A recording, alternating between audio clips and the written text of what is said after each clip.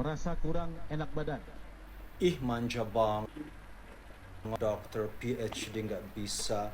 Ya, obatin diri sendiri, dia nggak tahu kenapa. Ya mungkin mencret ya, habis makan bakso mercon gitu ya kan. Di Kapolda kan ada gerobak situ di luar itu kan. Di halte ada bakso mercon. Mungkin mencret gara-gara itu. Aduh, benar-benar prihatin sekali. Kita doakan ya, kita akan panjatkan doa puji syukur, mungkin kita akan zikir, doa syafaat untuk kesembuhan karena memang parah sekali ya. Memang kalau kita tidur ya di tahanan itu kan memang nggak enak. Kita mau tidur itu di king coil ya dengan ruang ber-AC. Memang kalau polisi itu kan apa namanya rumah sakit Polri kan penuh sekali. Gue tahu sesak sekali. Begitu penuh rumah sakit Polri yang di Cawang itu di UKI itu, jadi mendingan pulang aja ke rumah. Karena memang kita sangat kooperatif. Tentu saja ada koperasi ya, kooperatif. Habis itu apa namanya kita bisa banyak ngelobi, kita banyak ya kita bincang-bincang ramah tamah. Kita susun strategi dengan bagaimana caranya supaya enak sama enak. Ya memang enak sama enak karena kita mau susun strategi mungkin kita mau banyak bincang-bincang, banyak pertimbangan. Coba kamu mau enak, aku juga mau enak. Udahlah. Enak sama enak. Kalau gue enak, lo juga enak. Itu dong. Cus. Coba kalau yang lain. Kalau kita nggak punya duit, coba tukang jambret atau nenek-nenek yang curi ayam. Udah langsung di penjara 10 tahun. Itulah saya nggak respect sama Oke Gas. Artinya memang Oke Gas tidak yang dikatakan setegas yang dipikirkan. Buktinya semua sewarna-warna senak udal ya. Apalagi ada kuhab baru ya, kata lebih tegas, lebih jelas. Pokoknya melindungi rakyat. Ya saking dilindungi, mereka mungkin kuhab baru ini melindungi kesehatan rakyat. Jangan sampai mulus mancot. Ada kutil dikit. Aduh kasihan banget ada kutil. Aduh. Tersangka berkutilan, ya udah kamu ke rumah aja. Tersangka masuk anjing, ya udah pijet dulu lah ke rumah refleksi spa dulu ya. Nanti kalau udah sehat asik kan, kooperatif kan ya, cooperation enak sama enak. Tiba-tiba banget tengah malam Lera pulang dari PMC dengan alasan apa? Dia enak badan. Ribet banget ya cari celah untuk bisa ada alasan pulang gitu. Bagus juga ya deal-dealan itu. Ya kalau yang fau-fau ya percaya aja. Oh iya. Kenapa itu sampai tengah malam? Karena keras sekali nih gue tadi. Ya, memang perjuangan Doktif kemarin itu luar biasa ya. Bahkan beliau itu sampai nunggu dan bilang nih kepada wartawan kalau perlu saya buat tenda di sini untuk mengkawal kasus ini gitu. Karena dari kedatangan DRL pukul 1 siang, kemudian diperiksa jam 2, kemudian sempat break lagi, diteruskan pukul 19 malam, kemudian di pukul 22, menjelang 22 itu dari penasihat hukum atau kuasa hukumnya itu menyatakan untuk pemeriksaan itu dihentikan dahulu karena kliennya memang sedang tidak enak badan gitu. Alasannya seperti itu.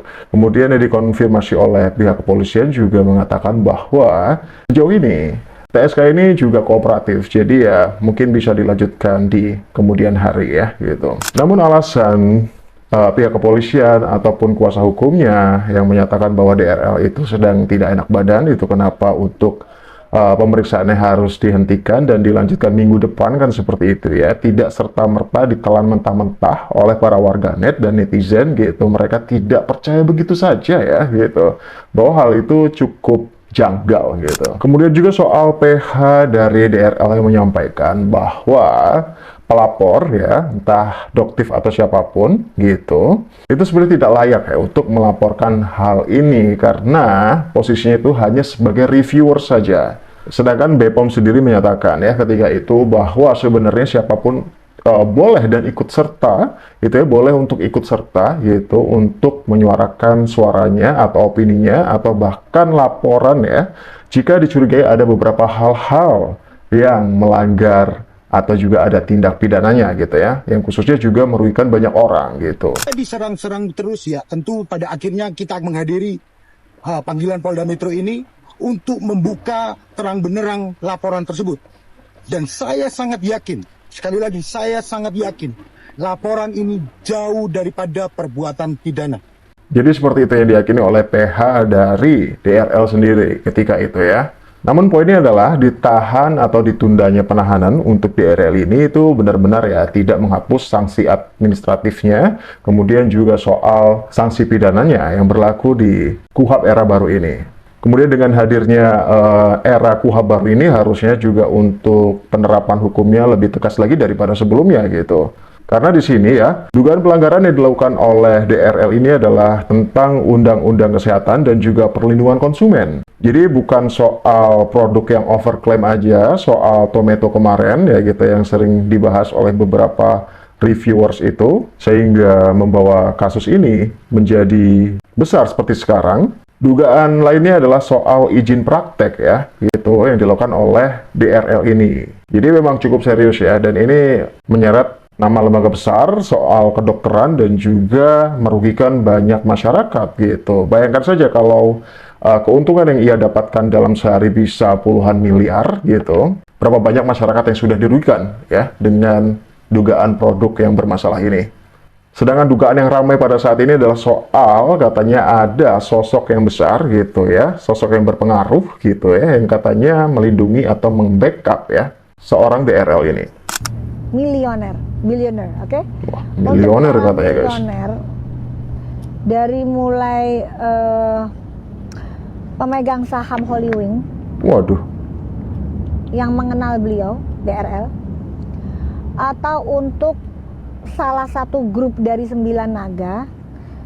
Salam kenal dari Doktif, ya. Perkenalkan, Doktif adalah dokter detektif yang tidak memiliki backing siapapun kecuali Allah Subhanahu wa Ta'ala, ya. Jadi kepada salah satu 9 naga yang kemarin sempat diduga terlibat dalam pemeriksaan DRL, Dokter mohon dengan sangat untuk melepaskan, tidak membackup beliau lagi. Kerugiannya ini adalah kerugian masyarakat umum, delik aduan umum. Nah itu dia tuh. Ya, bukan kerugian hanya Doktif semata. Korbannya banyak, korban konsumennya banyak, bukan cuma Doktif. Ya, kalau Doktif mau kumpulkan, itu mungkin udah ratusan ribu korban, ratusan miliar uang masyarakat yang diambil. Jadi kepada kokoh-kokoh di sana, ya, salam hormat, lepaskan DRL. Tidak ada politik yang bermain di Krimsus Polda Metro Jaya.